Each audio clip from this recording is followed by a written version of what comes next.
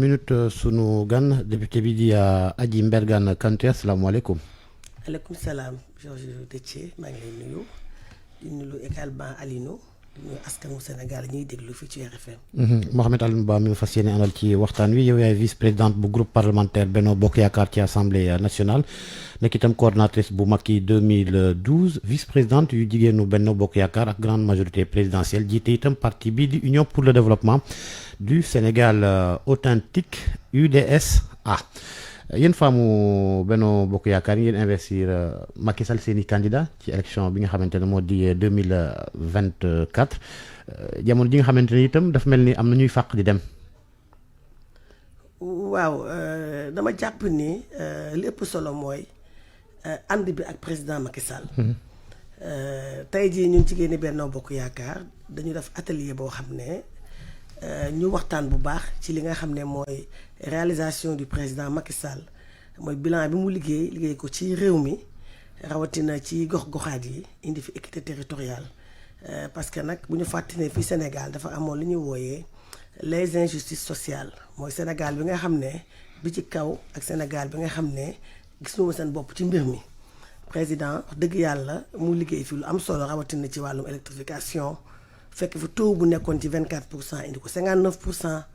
indi fii loo xam ne tey muy wàllum ci accès à l'eau assainissement donc mu indi lu bëri loo xam ne liggéey na ko à travers les 6 marqueurs sociaux muy PUDC muy PUMA muy DER muy Promoville entre autres donc jigéen ñi jàpp ne dañu war a toog def communication boo xam ne ñu gën ñoo fësal li président liggéey ñu au docteur Cheikh Kanté ministre d'État en charge du plan Sénégal émergent mu leeral ñu lu bëri loo xam ne président def na ko jigéen ñi am plan d'action boo xam ne dañu jàpp ne kii nga xam ne mooy le président Macky Sall gannaaw ba ka yoon mayee parce que dañu jàpp ne yoon da ko may mu war a mën a sampaat ndëndam lu tax loolu. loolu mooy seen wayu yéen ñëpp moom. parce que en 2016 Georges dañuy fàttaliku bi nga xam ne le président dafa bëggoon wàññi mandaawam di jëlee ko 7 ans indi ko 5 ans ki nga xam ne mooy le conseil constitutionnel qui est le seul juge électoral légitime et légal dafa bañoon donc ñu jàpp ne kon kat ki nga xam ne mooy le président Macky Sall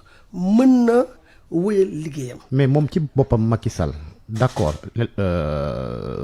référendum boobu c'était en 2016. sakk woon na dara ci conseil constitutionnel waaye après que le conseil constitutionnel jëlee dogal ñu dem ci référendum bi moom kaddu yemu doon wax bokkut ak la nga xamante ne moom lay wax tey ndax ba ca élection présidentielle bu 2019 sax da doon naan jeexal naa. waaw à la suite de la mu sakk woon ci conseil constitutionnel bien sûr. xam nga Georges dañ naan kaddu li nga xam ne mooy constitution di charte ndeyu réew mi moo nekk au-dessus mooy moo sut kaddu. serment ci boppam moo sut kaddu ndax bu doon loolu rek bi président Macky Sall buggee wàññi mandaayam jële ko juróom-ñaari at indi ko juróomi at kaddoom la joxe woon mais bi conseil constitutionnel waxee ne mënul nekk dafa dellu ginnaaw gis nga damay fàttaliku en 2012 dañ doon liggéey ñun ñëpp dans le cadre du M23 ñun ñëpp ñu bañoon candidature Abdoulaye Wade 3e candidature am muy man muy le candidat Macky Sall boobu nekkul président ak ñeneen mais bi conseil constitutionnel waxee ne ki nga xam ne mooy Abdoulaye Wade am na droit am 3e mandat ki nga xam ne mooy le candidat Macky Sall daf ñu oo ñun ñëpp parce que dañu bokkoon ñun ñëpp dans le cadre.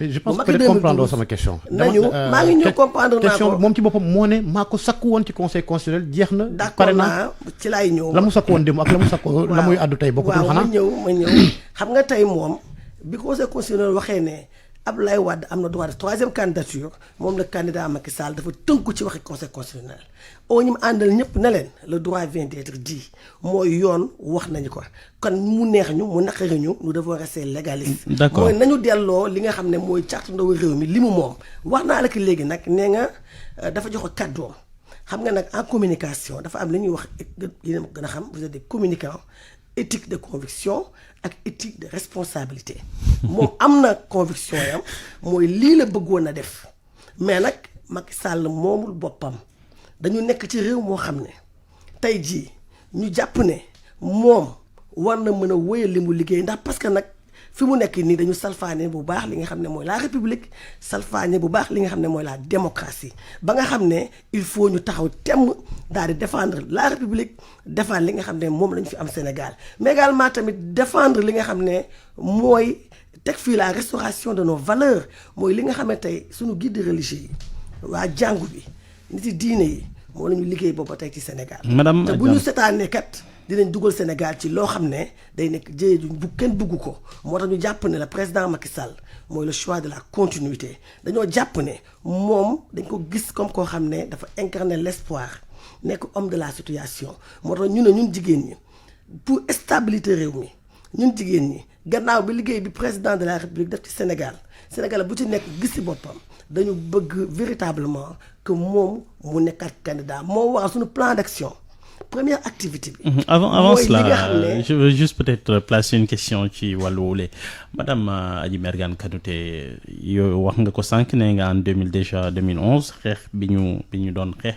pour éviter peut-être troisième candidature Abdoulaye Wade éviter mort yi fa amoon est-ce que l'esprit et la lettre boo ko jàngatee ci wàllu wule waruloon tax peut-être en 2022 2023 ñoo xam ni lu xewoon par exemple 2011 lu mu indi woon ci wàllu conséquence bëgguñu ko woon suñu yegsee ci 2024 mu arrêté wu tànn peut-être keneen jàppale ko kooku dem pourquoi ngeen jàpp ni forcément il faut mu continuer avec les mêmes problèmes qu'on a connus en 2011 quelle est la rupture finalement.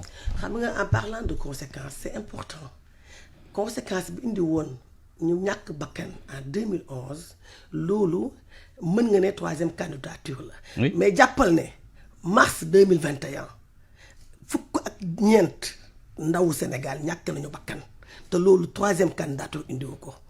dafa am cause justement moom moo tax mu def le parallèle entre 2011 et 2023. waaw moo tax ma ne il faut pas ngeen def parallélisme bi jàpp ne ñàkk bakkan yi. non je sais pas fait parce que ñàkk bakkan fukk ak ñeent xale ñàkk nañ bakkan fii ci Sénégal ci mars 2021 te lu ko fi indi appel à manifester moo ko fi indi. D'accord. kon nag y a pas de cause à effet. je veux nga ñëwaat ci exactement mandat bi 2011 lu xewoon ci violence yi ak tey jii nii est-ce que moom mi doon xeex peut-être pour ñu bañ a yegsi ci lu ñu yegsi woon en 2011 Abdoulaye Wade forcé mandat bi il est sorti selon ñi bëri par la petite porte est-ce que loolu waru koon pousser moom tamit moo xam ni en 2023 2024 war na pare après les 2 mandats comme ñi bëri nuñ ko bëggee. waaw xam nga nag dama lay wax ne la xam nga juridiquement bu dee le conseil constitutionnel mi nga xam ne mooy le juge électoral légitime et légal nangu na que ne candidature Macky Sall. mais ça c'est l'esprit et la lettre ñu bëri dañu recevable na. xam nga li ci des mooy nee naa la en 2011 2012 ba ñuy xeex ak président ak candidat Macky Sall pour troisième candidature bu mu am ñëpp dañ ko doon xeex waaye bis bi conseil constitutionnel génnee ne ko ne mën na nekk Abdoulaye Wade am na droit troisième candidature. pourquoi ngeen doon xeex en 2011 ma ñëw pourquoi dañu jàppoon ne. amatoon droit def am troisième candidature. mais ki nga xam ne mooy le conseil constitutionnel ñëpp mu tënkuñu ba mu génnee joxe son avis le candidat Macky Sall dafa nangu li conseil constitutionnel wax. wàcc sur le terrain. Macky Sall bu ñu koy élire dem waxtaan ak askanu Sénégal ba ñu jox ko seen baat ndax gis ngeen président Macky Sall dugg na si néegu ñax yi. dugg na si bu ñëpp defee nu ngeen di defee nii est-ce que alternance dina am ci ñu réew yi ndaxte ku nekk xam na bi ñuy indi limitation des mandats c'est pour favoriser l'alternance parce que xam nañ ni bu fekkee ni defuñu ñaari yooyu ñu bloqué ko nit ñi duñu mën a yegsi ci nguur gi parce que quand même ku nekk ci nguur am na toujours beaucoup de ressources pour continuer di fa nekk on a vu avant ci transition yi nit ñi nu ñu yàggee woon ci nguur yi. xam nga wax nga limitation de mandat ma renvoie toujours au conseil constitutionnel nous sommes dans un état de droit dëkk yoon la ñu nekk nous devons rester légalistes mooy dañu war a jébbal lépp nga xam ne mooy sunu yoon sunu charte ndaw réew man di président Macky Sall di ñu ànd ak moom tey bu conseil constitutionnel génnoon ne candidature am valable recevable kon dañ siy tënku ndax dañu tënkoo woon ci conseil constitutionnel en 2011 2012 nous sommes restés cohérents ñun cohérence bi nga xam ne moom moo nekk si ñun ba tey si la ñu nekk dañu jàpp ne lors du référendum du 20 mars 2016 avec les réformes bi président Macky Sall buggee wàññi mandat de 7 à 5 ans 4 doom la joxe woon mais bi conseil constitutionnel waxee ne mënul nekk moom candidat Macky Sall. lu tax ngeen dugg ci technicalité juridique yooyu. non c'est très simple. non xam nga man du ma dugg si ay termes juridiques. technicalité yooyu parce que Sénégalais yi ñuy seetaan. dañu bëgg wax ak ñoom de façon terre à terre ñu comprendre. waa léegi ñu dem terre à terre ñu dem terre à terre. En 2012 Macky buñ koy fal est-ce que fale wuñ ko woon également sur la base de limitation mandat ñaar. waaw xam nga yow dafa mel ni déglu moom bu baax xam nga nee naa la dafa am lu ñu tënk muy la conseil constitutionnel. conseil constitutionnel mooy le seul juge électoral boo xam ne moo am sañ-sañu wax ne candidature bi daañu ko nangu wala duñ ko nangu. léegi bi ñuy bind constitution bi lan lañ waxoon l'esprit c'était quoi. c'était d'éviter ñu def troisième candidature. dama lay expliquer c'était ça l'esprit si je me souviens. c'était ça. Alioune boo nekkee ci dëkku yoon da ngay jox ñi nga xam ne cër nangul leen ñoom li ñu moom. mais ci bindim bi bu fekkee ni par exemple yéen tamit peut-être yéen a bàyyi porox ndollu boobu. non je veux dire porox ndollu boobu. je me limite au conseil constitutionnel. qui est comme j'ai dit tantôt le seul juge électoral légitime et légal. ñun ñëpp dañoo war a tënkuwu ci loolu. parce que candidat Macky Sall en 2012 fa la tënku woon xam nga nag mbir mi lan la élection la ñu jëm. bu nekkee jàpp nañu ne Macky Sall newutu ci xolu sénégalais yi jàpp nañu ne Macky Sall mënul gagner élection kon wallaay kon jarul xuloo jarul xeex jarul dóorante xam nga lu ñu war a def. dem tranquillement dem élection kenn ku ci nekk boobaa dina xam. kon ñaanaan ngeen seen président mu jaar noonu parce que gis nañ en 2012 Abdoulaye Wade forcé na troisième mandat bi il est allé aux élections il a été battu kon ñaanal ngeen seen njiit wi. mu def loolu même bu forcé peut-être mu perte. Ablaye Wade forcé wul c'est le conseil constitutionnel moo autorisé moom moo ne sa candidature dañ koy nangu dafa recevable dafa dem askan wi jël seen kaddu daal di votal ki nga xam ne mooy le candidat Macky Sall ça c'est normal mais kenn forcé wul benn yoon bu doon dafa forcé bu doon dafa bëgg conseil constitutionnel na ko munoo nekk munu fee am dans ce cas li ñuy wax dafa forcé. mais sa candidature a été déclarée recevable et également le président Macky Sall foofu la bëgg a jëm moom jàpp nañu ne candidature am juridiquement déjà recevable. au niveau de Benno amul kenn ku mën a porter le maillot. à part Abdoulaye Wade su mu nekk par exemple. dama leen di xamal ne ñun au niveau de Benno Bokk Yaakaar amuñ plan B amuñ plan C amuñ plan D benn plan la ñu am. c'est quoi le problème pourquoi amu leen. non le problème mooy quoi non y a aucun problème au niveau de Benno. le candidat Macky Sall. daf fi nekk. à part moom kenn mënul kenn waaw d'accord. am lu mu liggéey. loo xam ne kenn ku si nekk teg na suñu bët. mais il n'est pas éternel ñun suñu biir gisagoo kenn ku génn. le cas Idrissa Seck. man du jàpp mu ne kaa la te bu ngeen gisee keroog yàggul dans la semaine jigéenu réew mi dem nañu seeti ki nga xam ne mooy le président Macky Sall. nangul nañ ko candidature am ba ñuy dem est-ce que nangul nañ ko candidature am jigéenu réew mi. waaw ma ñëw te ba ñuy dem ku ñu àndal le président de réew mi. président réew moo jiital ay jigéenam dem ñu seeti Macky Sall ci palais de la République. mais neewul nii que ñoom àdduna nañ ko waxuñu loolu. am na si sañ-sañ mais en tout cas li ñu gis dal na xel tey bu nekkoon ne moom dafa bëgg a ber yoonam. temps yëpp mi ngi ratisser large di créer collecte pour 2024. mais ce qu'il faut retenir. mooy bu doon ne moom la ngeen yaakaar ne moo na ca moom kon lan moo tax mu jiital ay jigéenam. ñu dem seeti président Macky Sall fekk fu mu nekk ci palais waxtaan ak moom saafanteeg moom fiddali kóllëre. mais Macky ci boppam sax ba léegi waxagul ne candidat la. waaw Macky mais ñun lu ne mën naa yam. moom dina ne candidat ba mu tax ne candidat incha allah parce que ñi ànd ak moom dañoo bëgg mu ne candidat ñi nga xam ñu seen biir kër yi nga xam ne ñu leen di ooyee les personnalités yi nga xam ne dañoo. mais moom mooy ndeyu mbi li ngeen bëgg mën naa wuuteeg la nga xamante ne aussi. waaw xam nga nee naa la mooy ndeyu mbi li mais à l'éthique de responsabilité.